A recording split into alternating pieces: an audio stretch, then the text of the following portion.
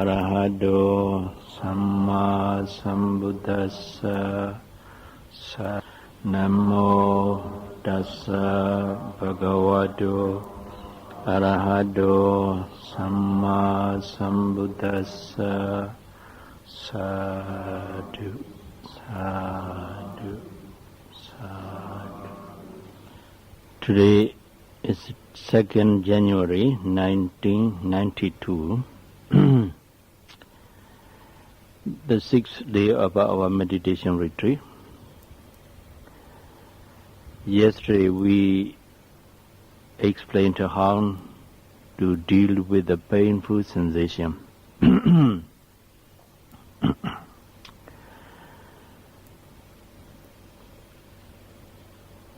Yes. As I told you, the pain is the key to the door of Nibbana.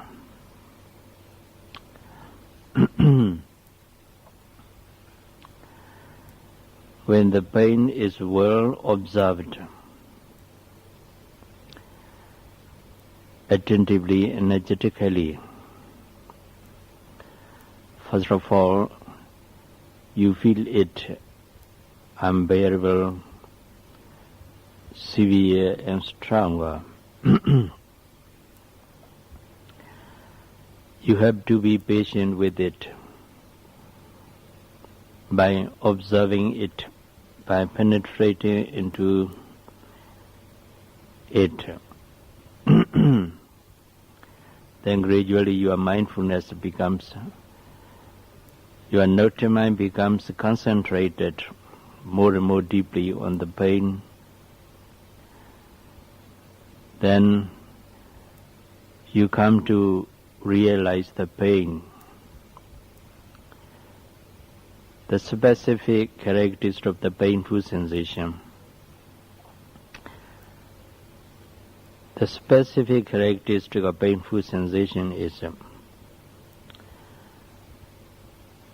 unpleasant physical sensation.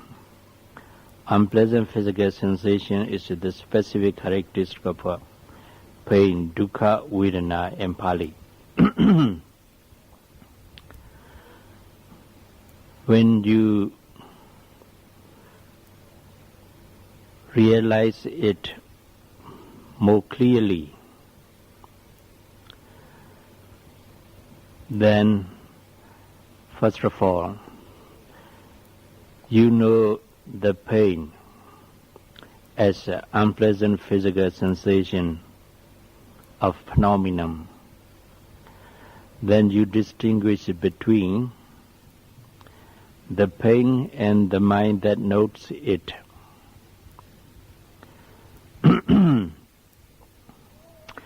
There's the pain, unpleasant physical sensation, and there's the mind that notes it. You come to differentiate between the object and the subject. The object, the unpleasant physical sensation. The subject, the mind that notes it and to realize it.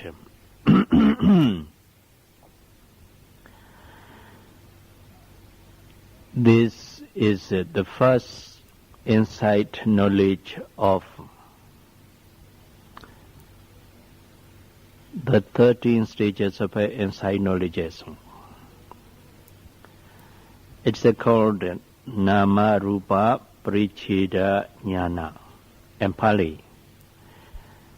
The meaning is the insight which differentiates between Nama and Rupa, mental process and physical process, or the insight knowledge that discerns the true nature of mental process and physical process.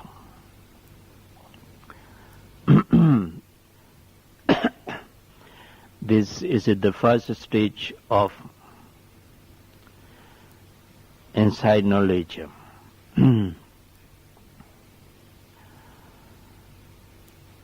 Then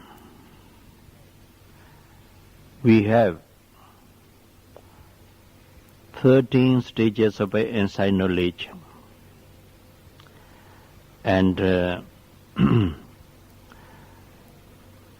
one path knowledge maganyana, and one fruition knowledge phalanyana, and one review knowledge pachavakhananyana. In this way, altogether, a meditator has to go through all these stages of insight knowledge and path, fruition and review knowledges until he has attained at least the lowest path knowledge, that is a Sotapatimagga. Out of these jnanas, insight, the insight that differentiate between painful sensation, the unpleasant physical sensation, and the mind that notes it, realizes it, is called Nama Rupa Paricheda Jnana.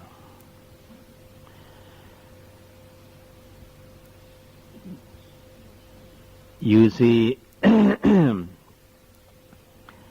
you can realize or penetrate into the true nature of painful sensation because your concentration is good enough.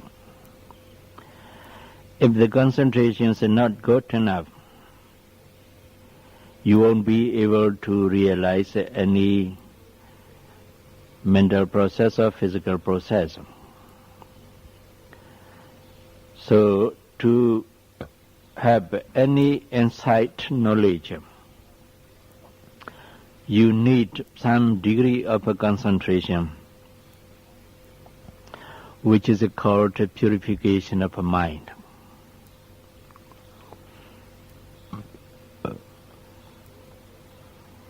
In the course of a vipassana meditation, there are the 7 kinds of purifications.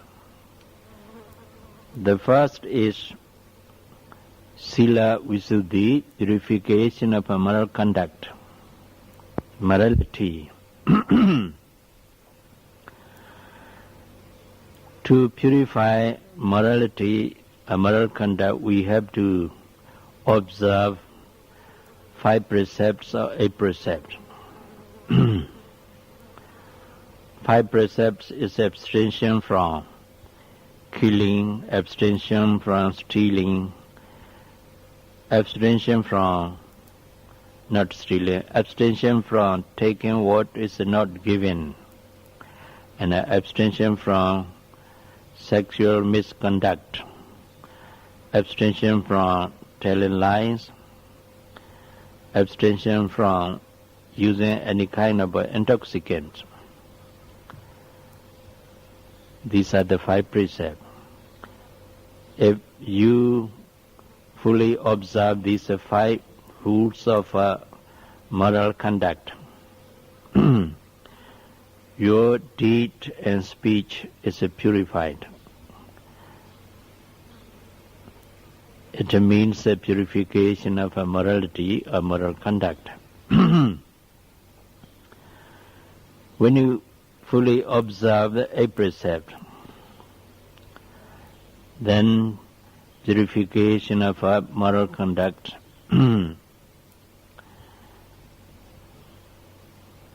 is also attained by observing the 8 precepts.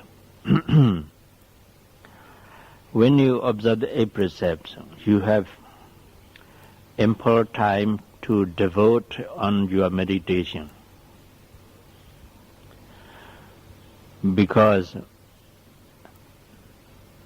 in the 8 precept, the 6th one is abstention from taken substantial food after midday. So after midday you have nothing to do for your dinner or for your any kind of a substantial food. So you have a lot of time to spend on your meditation. That's why you have to observe a precept.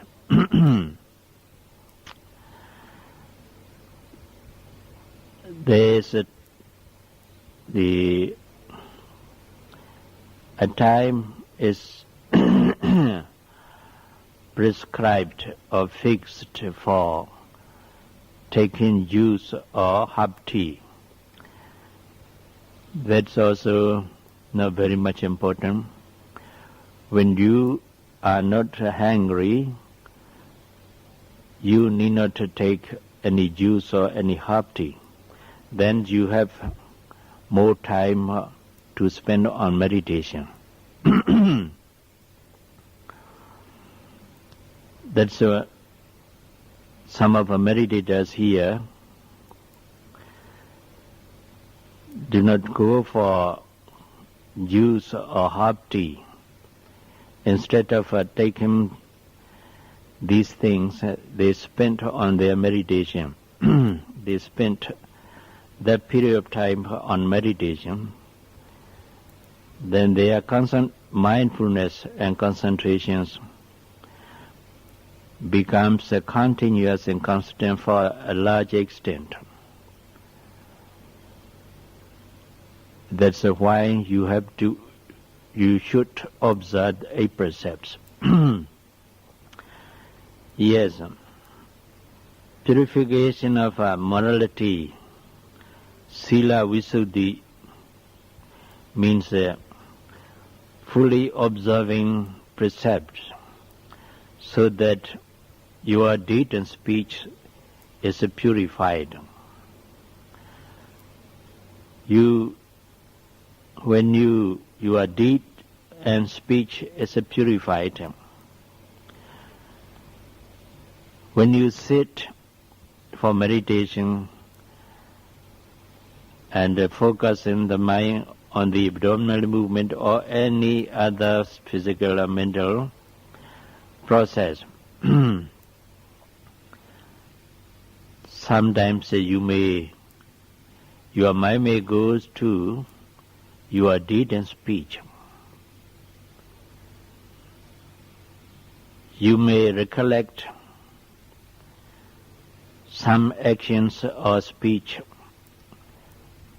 you did in the past and you spoke in the past. Then that deed is not purified. You are unhappy about it. You get embarrassed. Sometimes you feel guilty conscious about it. When the mind defiled and feel guilty conscious, you can't concentrate well on the object of meditation.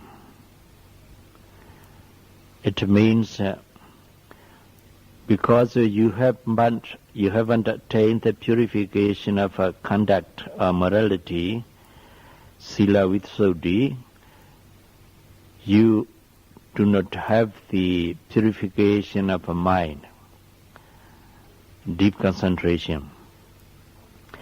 When your deed and speech purified, when you recollect your deed and speech, you are happy about the purity of the deed and speech. So you feel happy, you feel rapture, your mind becomes calm. Then you can concentrate your mind on the object of meditation very well. Because purification of morality or conduct.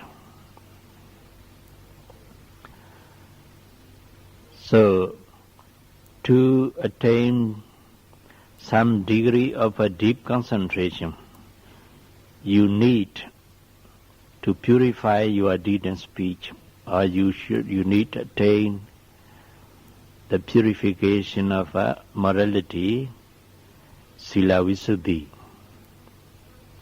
Based on purified moral conduct, you practice vipassana meditation or samatha meditation.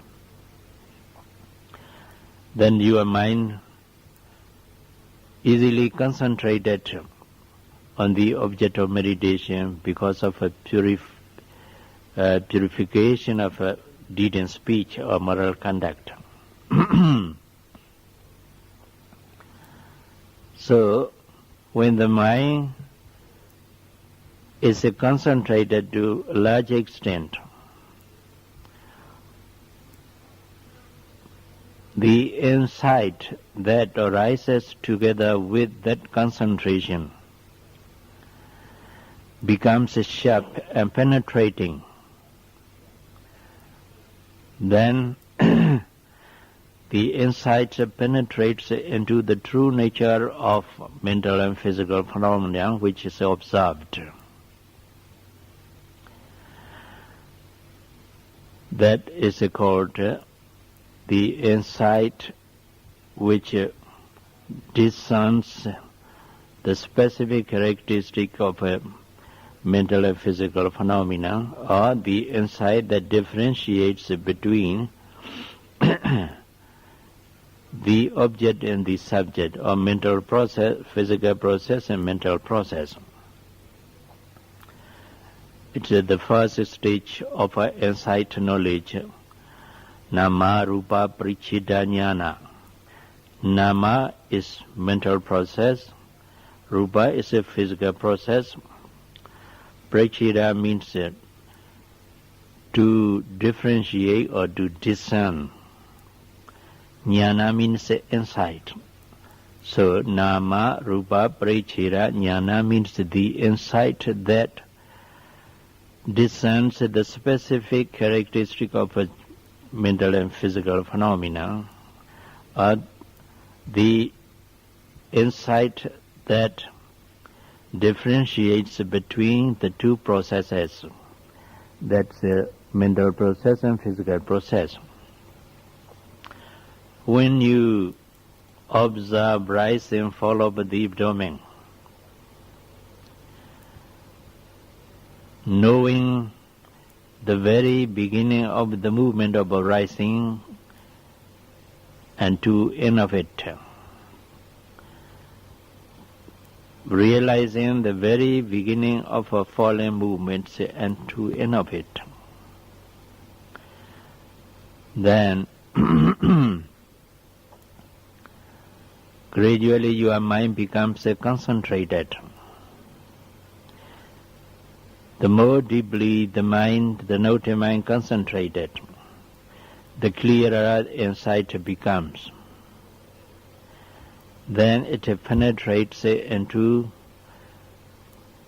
the nature of a mental and physical process. Here penetrates into the rising movement of a physical phenomena and the falling movement of a physical phenomena as a series of movements, a series of broken movements which are arising passing away one after another. Then you come to realize the note mind that realizes this movement as just a natural process which are arising and passing away. In that state of jnana, insight knowledge, you are not aware of yourself. You are unconscious of your bodily form and also yourself, your person. What you are realizing at that moment is just rising movement, falling movement, and the mind that notes it. You are realizing discovering this dual process of a mental phenomenon and physical phenomenon. Because you are unconscious about your bodily form and yourself, your person, you do not identify either the rising movement, falling movement, or the mind that notes it, or mental process which knows it with yourself, with your person. You don't take this dual process to be a person, a being, and I know a you. Then you have removed the idea of a person, a being, a self of soul, and I know a you. Because you don't have any idea of a person, a being, concerning this rise and fall of the abdomen and the mind that notes it, there won't arise any mental defilement such as desire, craving, lust, greed, hatred, ignorance, and so on. Because these mental defilements arise depending on the idea of a person, a being. But now you do not discover any person or any being, any self, any soul. What you are here discovering is the physical process of rising movement and falling movement, and mental process of the noting mind.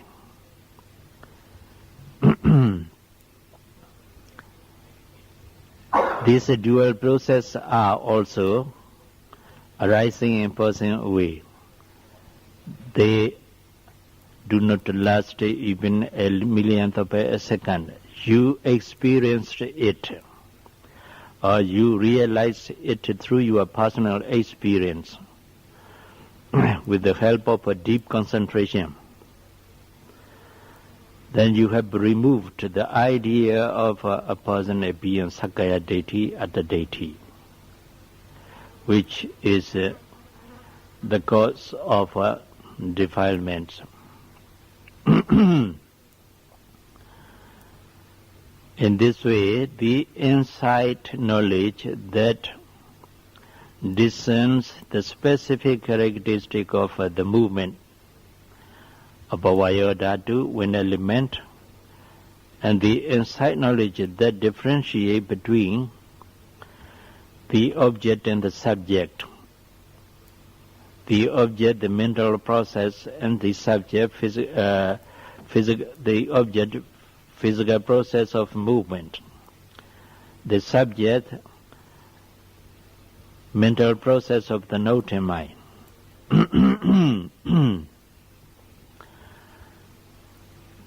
So it destroys the idea of a person, a being, Sakaya deity, Atta deity. This is the first jnana. But when you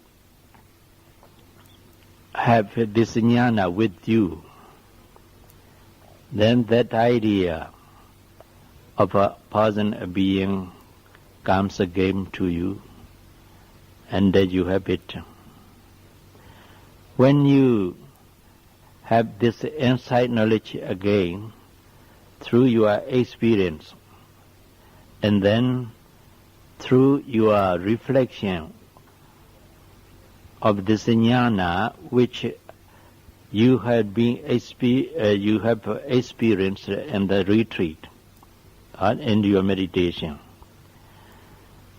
then this jnana destroys the idea of a self or soul, a person or being.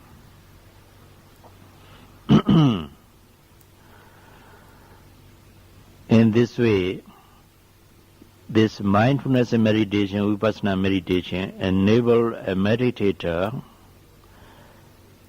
to purify his view or his understanding.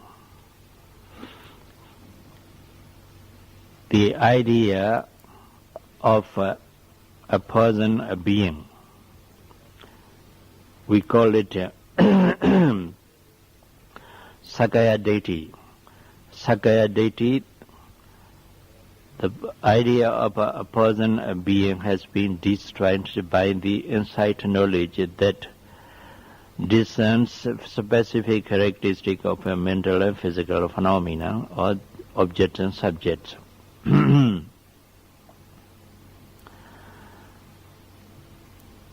But we should be careful to have purification of our mind. That's a deep concentration of mind.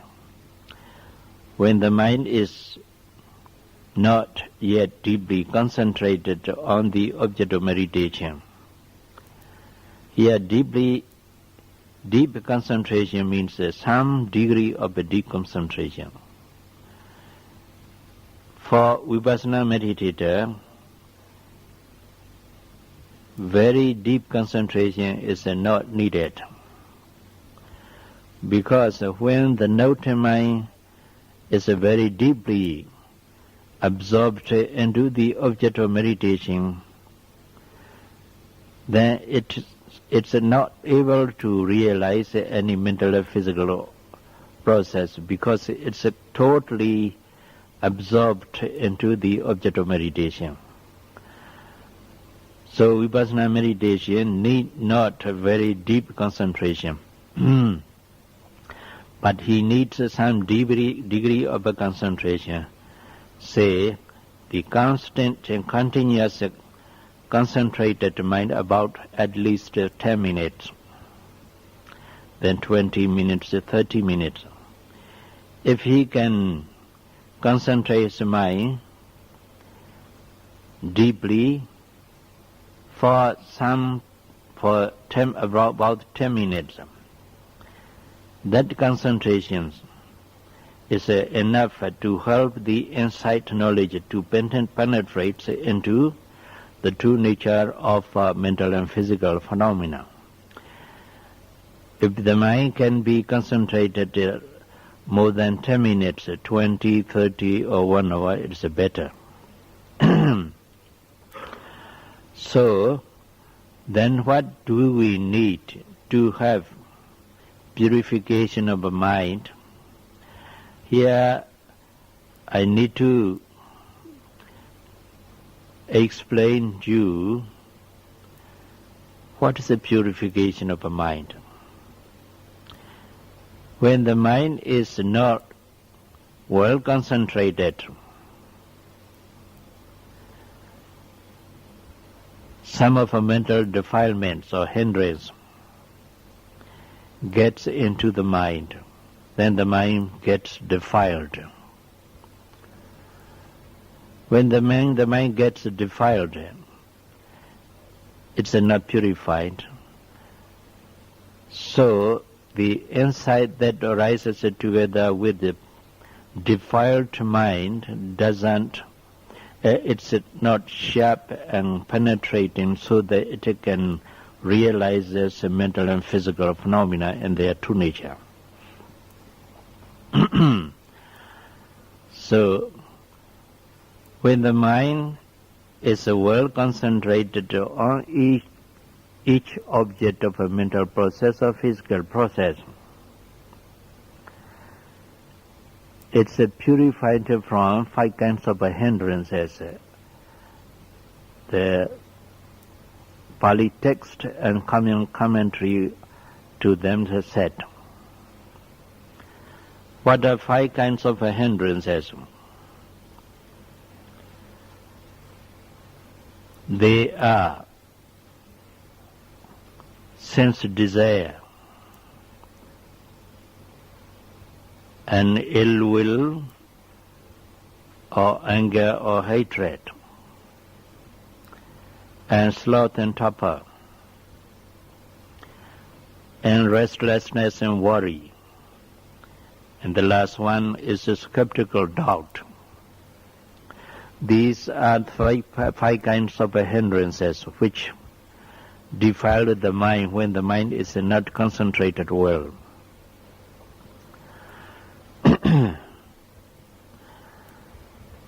Sense desire, we call it kamachanda nivarana. Nivarana means hindrances. Kamachana means a sense of desire.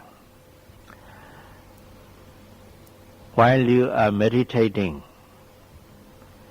and sitting and walking, when you have any of sense desires,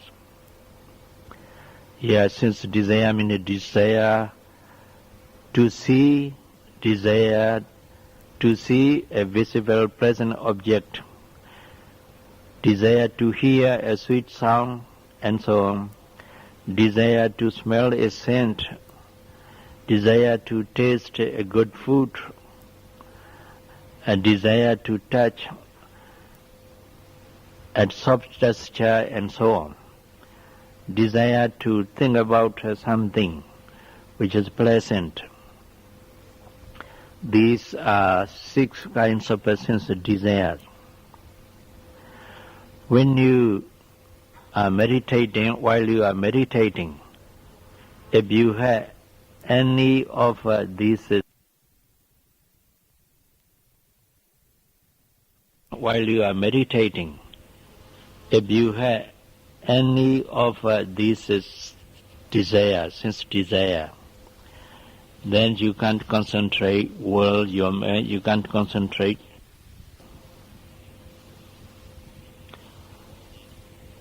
Rising, falling, you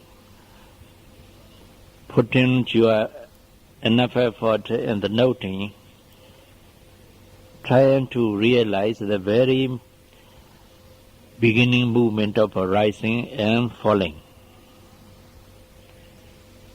But while you are engaged in that, you hear a bird singing around meditation hall. Then actually you must note hearing. But you fail to note because you like the bird's song. Then what does you have?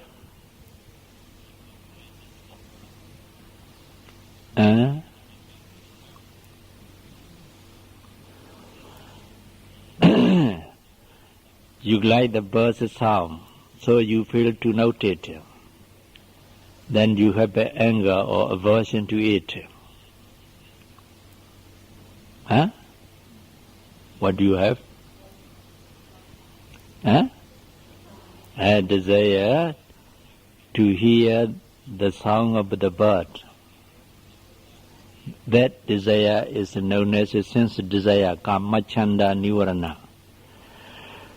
When you do not know that desire becomes stronger and stronger. Could you concentrate well on the object of meditation? No. So that sense desire is the hindrance to your concentration as well as insight. Because it defiles your mind. So this is a sense desire, which is one of the 5 hindrances to your progress and in concentration as well as in insight. Then another one is Vyapada Nivarana in Pali, means ill will or hatred or anger. Vyapada Nivarana we call it. While you are meditating, sometimes you recollect what you were once insulted by a person, then what do you have? You have a pleasure, happiness, anger. Then when that anger is not noted, the anger becomes stronger. Then could you concentrate your mind on the object of meditation very well? Why? Because the anger agitates you, your mind, disturbs. So the anger is a hindrance to your concentration of the mind. So it's called nivarana, hindrance. Anger, the same with disappointment, dejection, depression. These are also included in the ill will. So they are also hindrance to your progress and concentration as well as insight too. Then, if you have any of these mental states or emotional states, and your mind while you are meditating, what should you do? Note it. Note it as it is. Then your noting should be energetic, attentive, and somewhat quick. Why?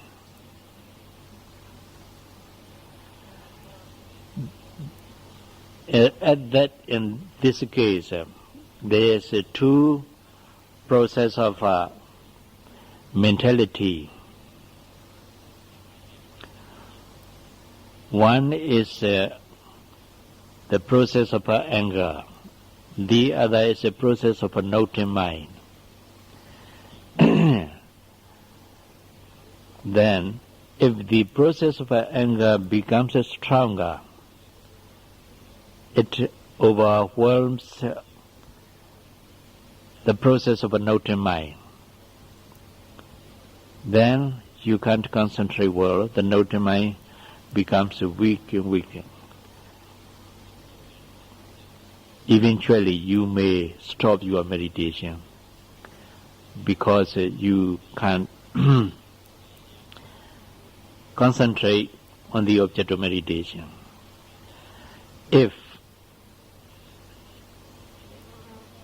the process of anger becomes weak because the noting mind becomes stronger and stronger. When the noting mind becomes stronger, it overwhelms, overpowers what? The process of anger. Then the anger becomes weak and then it stops. So you need to make your noting mind stronger and more powerful. Then what you do? Note superficially, lightly. How? Energetically, attentively, and somewhat quickly. If your noting is slow, then in between each noting, the anger arises. Then it becomes stronger. When your noting becomes continuous and constant because of energetic noting, then there's no time in between each noting to arise anger. Then anger becomes weak and weak. Then it stops. So when you deal with such a hindrances as anger, depression, digestion, disappointment, sadness, and reluctancy. What you should do is to note attentively, energetically these mental states, hindrances. Then when they habit stops, the mind becomes purified and it can be concentrated on the object of meditation very well. Then you have purification of mind. When the mind becomes purified, the insight knowledge that arises together with that concentration becomes penetrating and sharp. Then it penetrates into the true nature of mental and physical process.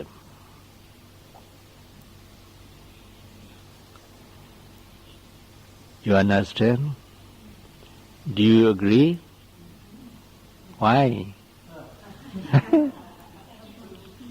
Because it's right.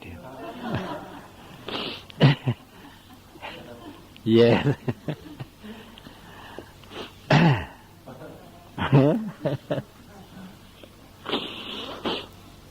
So, be careful to note any mental state or physical states attentively, energetically, and somewhat quickly, so that your noting mind becomes continuous and more powerful.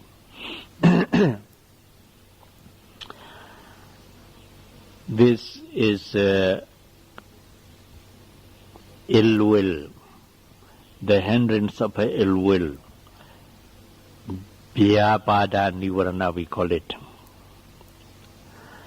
Then the third one is Tina Midda Nivarana. Tina Midda means sloth and torpor, mental sluggishness.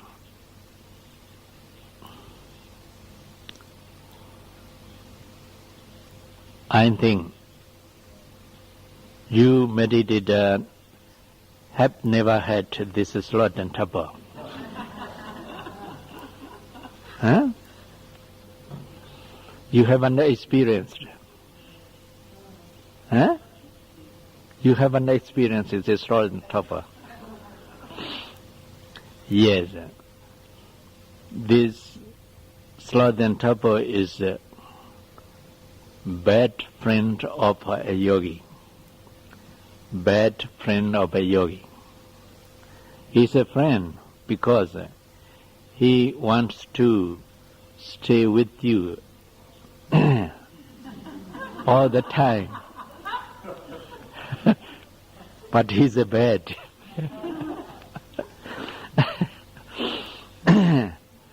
Then,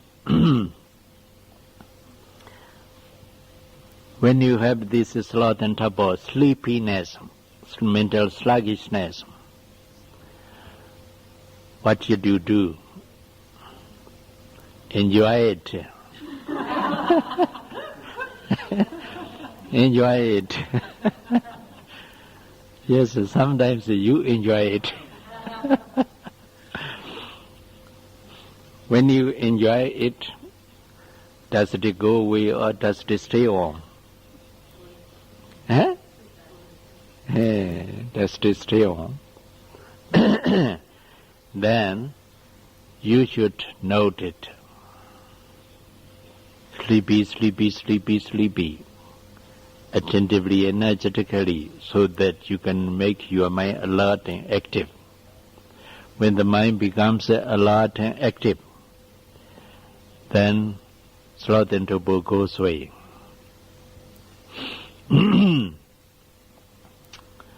That is a Tina Mida Nivarana, one of the hindrances.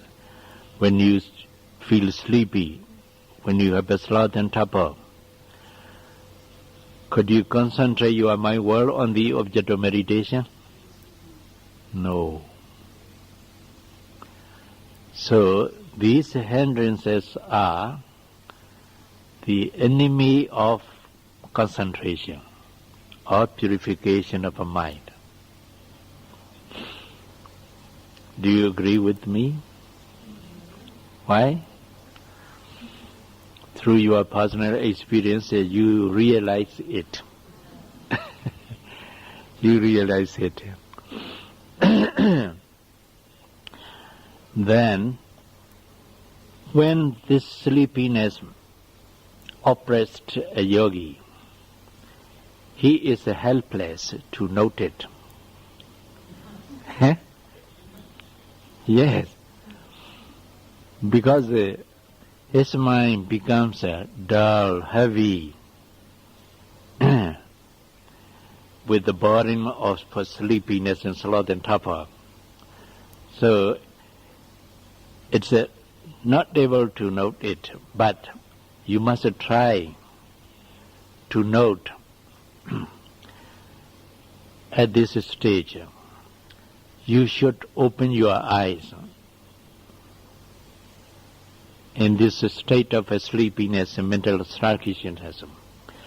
When you open your eyes, then your mind becomes alert and active to a certain extent. Then it has some energy to struggle with the sleepiness. Yes. Then you try to note sleepy, sleepy, sleepy, sleepy, as much as possible, persistently and perseveringly. Then gradually the mind becomes alert, active and light. Then your friend goes away. Which is your friend? Yes. So, when the sleepiness, sloth and torpor has been destroyed, destroyed, then you close your eye again. And what should you do? Contemplate on, rise and fall of the deep domain as well as usual, lightly, superficially.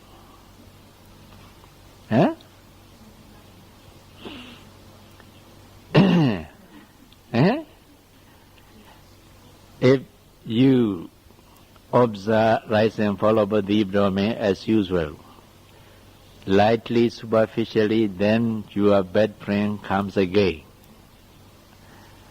in a short time. So, you should not note, rise and fall of a deep domain lightly and superficially. You should do it attentively, energetically, put some more effort in the noting.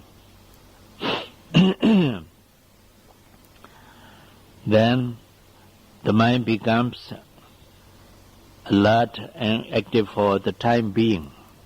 Then your friend doesn't come again. Is right?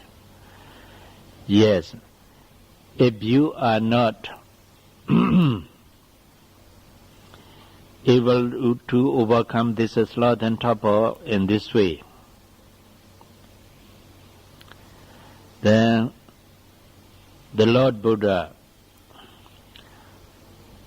teaches us 7 ways of overcoming this sloth and torpor.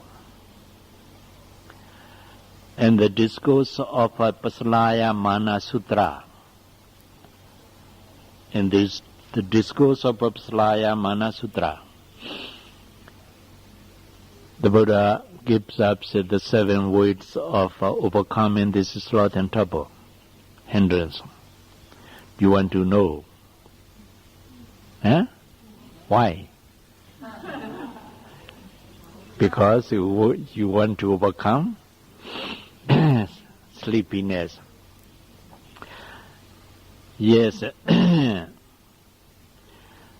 I want to explain you only 2 or 3 ways of overcoming, because it takes some time to explain all the 7 ways.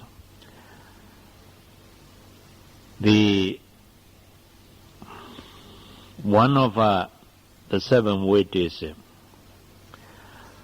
when you are not able to overcome the sleepiness by noting it attentively, actually you are not able to note attentively.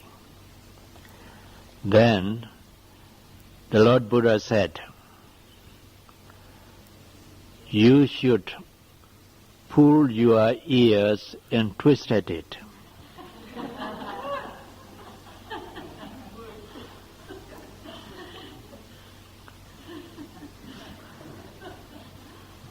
Very successful way. Yeah. Try.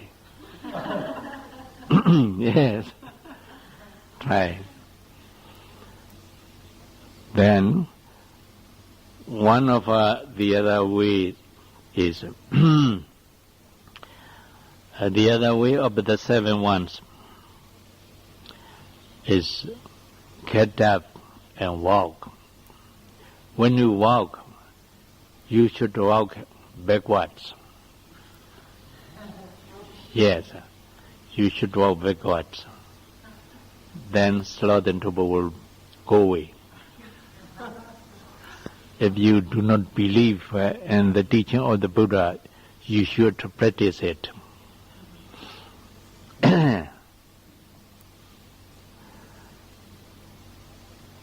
And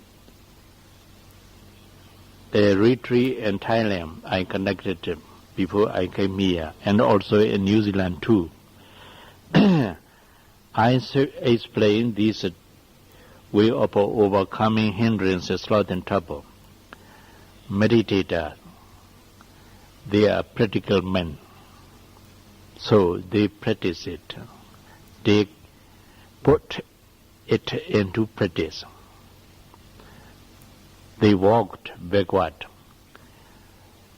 lifting, pushing, dropping, lifting, pushing, dropping. Especially the 2 Dutch ladies liked it very much. Because one of the Dutch lady was very sleepy. Every sitting, he was sleepy, so she was sleepy. She was very much disappointed for her meditation. That's why I explained them. These 5 ways, 7 ways of overcoming sleepiness. That Dutch lady liked this way of overcoming sleepiness very much. He put it into practice. She always walked backwards. They are walking. The spaces for walking meditation is also very large, very good. So, even at night, she walked backward. From that time onward, she didn't feel sleepy. Sleepiness, sloth and torpor overcome. So, I would like you to put it into practice. When you feel sleepy and when you are not able to overcome it. Then, another way of the 7 ones is you get out of a meditation hall. When you are not able to overcome this sleepiness, sloth and torpor, get out of the meditation hall and look up at the sky and count the stars. 1, 2, 3, 4, and so on. Then look in all directions. Then you'll feel light. The mind becomes alert and active. But the Buddha said, before you look up at the sky, you should wash your face. After that, you look up at the sky, count the stars, and look at the moon. But I think here in this retreat, you need not to look up at the sky. You should look at all directions to see kangaroos and rabbits. Then your eyes will become wide. The mind becomes alert and active. Yes, there are three ways of overcoming the sloth and torpor sleepiness. The Buddha taught us. There are also the other way, but we need not explain it because the three ways are enough for you. Huh? Is it enough for you? Yes, put into practice. Then, I want to tell you one of the way which one of my younger meditators practiced. In Burma, meditator is a young student, a girl, 15 years old. She was feeling sleepy, and every sitting, she was not disappointed, but she got angry. Because whenever she sits, then she's sleepy in 5 minutes of time. Then, I do not explain these 5-7 ways of overcoming of doubt, but she knows just her way of overcoming. This is sloth and torpor. There's a big tamarind tree near the retreat center. Not near retreat center, meditation center, in the meditation center. There, she sit near that tamarind tree, facing the tree. Then her face is about, I think, 4 inches apart from the tree trunk. Then she meditate, rising, falling, rising, falling. And in 5 minutes time, as a usual friend visited her. Then she notes sleepy, but later on she wasn't able to note. Then her forehead meditated to the fig tree. Bang.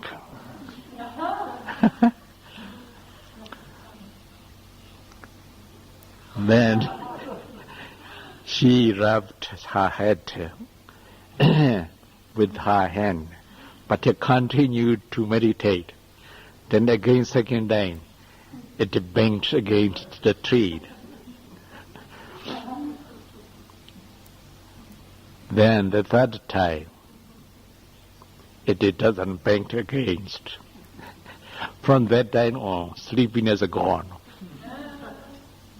Yes, you should also imitate her. Yeah? Put that way also into practice. Yes, this is also one of the hindrances, sloth and torpor. The other one is Oddajja Kokoja Nivarana, we call it in Pali. The meaning is restlessness and worry. Restlessness and remorse. Restlessness and remorse. So this restlessness and remorse also one of meditate as a friend.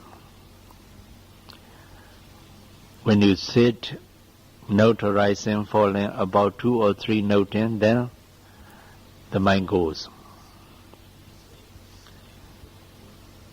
But you don't know. You think you are continue to note rise and fall of the Brahman.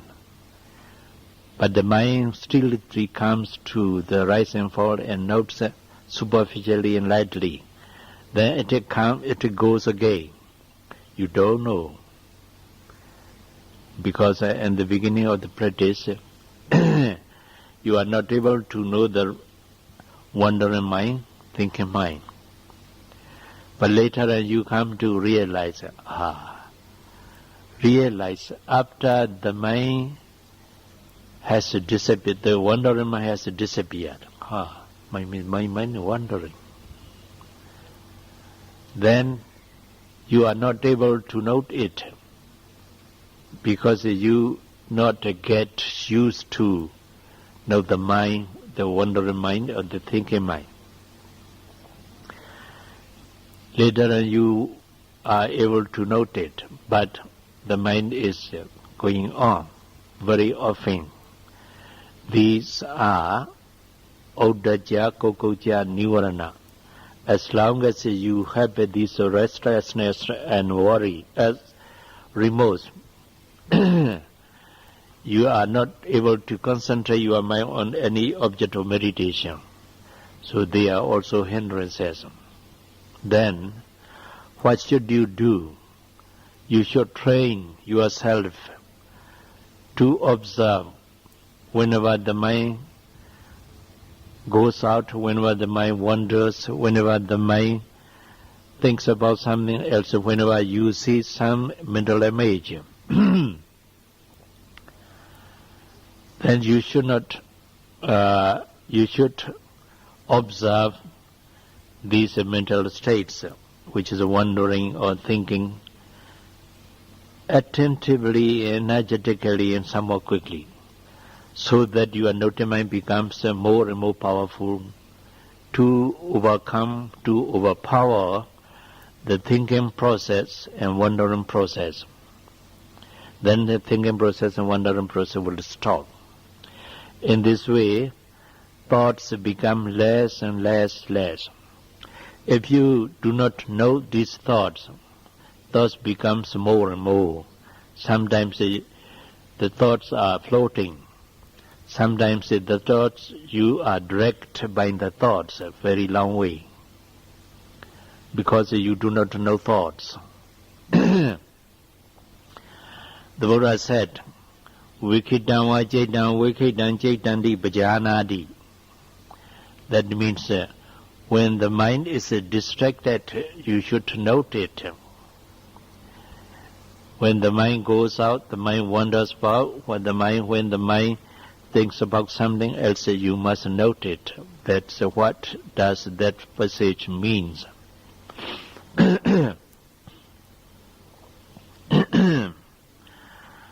So, to overcome this restlessness and remorse,